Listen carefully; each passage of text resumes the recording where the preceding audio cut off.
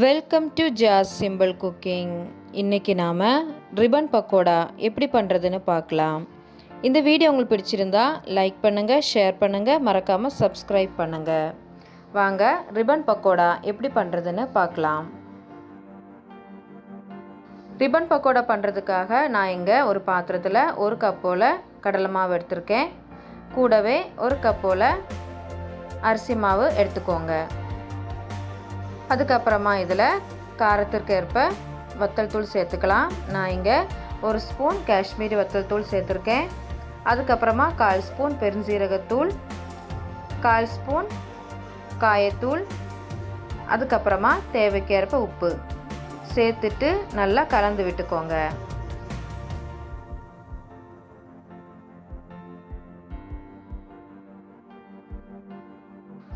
இப்போது எல்லாம் சேர்த்து நல்லா கலந்து விட்டதுக்கப்புறமா இதில் கொஞ்சம் கொஞ்சமாக தண்ணி சேர்த்து நல்லா பிசைஞ்சிக்கலாம்.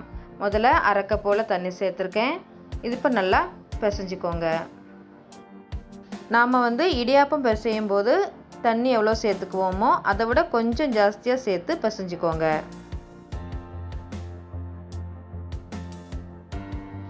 இப்போது இதில் மறுபடியும் கொஞ்சம் தண்ணி சேர்த்துக்கலாம். சேர்த்துட்டு நல்லா பிசைஞ்சிக்கோங்க. நான் மொத்தம் 3/4 கப் போல் தண்ணி சேர்த்துருக்கேன். இப்போ மாவு நல்லா பிசைஞ்சாச்சு, நல்லா சாஃப்டாக வந்திருக்கு. இப்போ இதை சைடில் எடுத்து வச்சிடலாம்.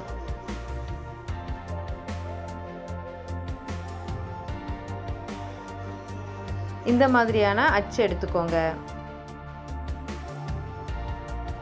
இப்போ இடியாப்ப குழல் எடுத்துக்கலாம். இப்போ கையில் கொஞ்சம் எண்ணெய் எடுத்து இடியாப்ப குழலோட உள்ளே சைடில் எல்லாம் நல்லா எண்ணெய் தடவி விட்டுடலாம்.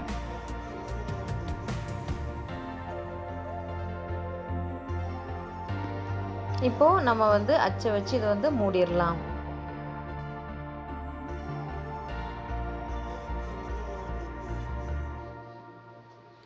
இப்போ நாம் பிசைஞ்சு வச்சுருக்கிற மாவில் கொஞ்சம் கொஞ்சமாக எடுத்து இடியாப்ப குழலில் சேர்த்துக்கலாம்.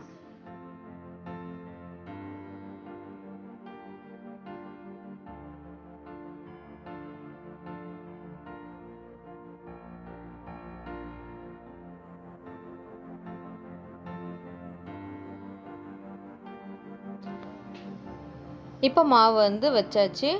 இப்போ நாம் இதை மூடிடலாம்.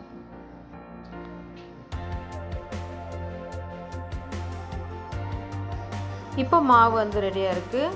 இப்போ நாம் பொரிச்சு எடுத்துடலாம். அதுக்காக ஸ்டவ் ஆன் பண்ணி ஒரு கடாய் வச்சுக்கோங்க. அதில் தேவைக்கேற்ப எண்ணெய் சேர்த்துக்கோங்க.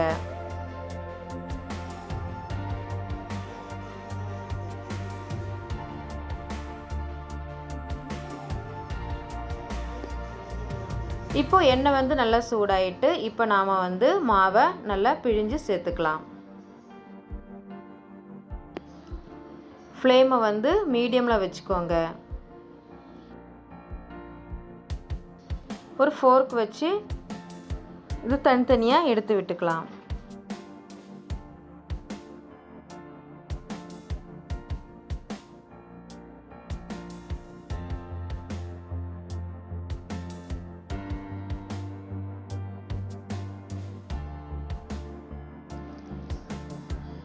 இப்போ திருப்பி போட்டுக்கலாம். அப்பப்போ திருப்பி போட்டுக்கிட்டே இருங்க. ஒரே நேரத்தில் எல்லாம் சேர்த்து பொரிச்சு எடுத்துடாதீங்க. கொஞ்சம் கொஞ்சமாக சேர்த்து பொரிச்சு எடுத்துக்கோங்க. நான் 4 தடவையாக சேர்த்து பொரிச்சு எடுத்துருக்கேன்.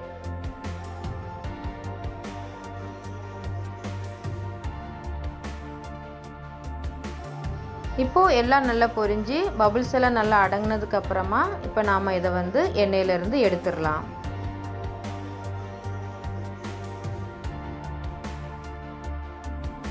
இப்போது மிச்சம் இருக்கிறதையும் போட்டு பொரிச்சு எடுத்துடலாம்.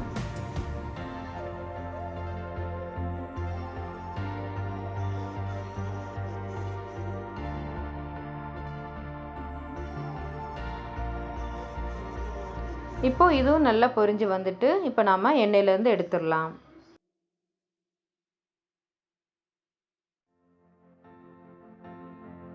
இப்போ இதை வந்து எண்ணெயிலேருந்து எடுத்ததுக்கப்புறமா ஸ்டவ்வை ஆஃப் பண்ணிடலாம்.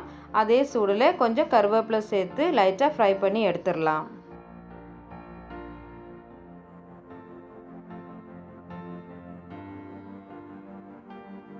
இப்போ இந்த கருவேப்பிலை வந்து நம்ம ஃப்ரை பண்ணி வச்சுருக்கிற பக்கோடாவில் சேர்த்துடலாம்.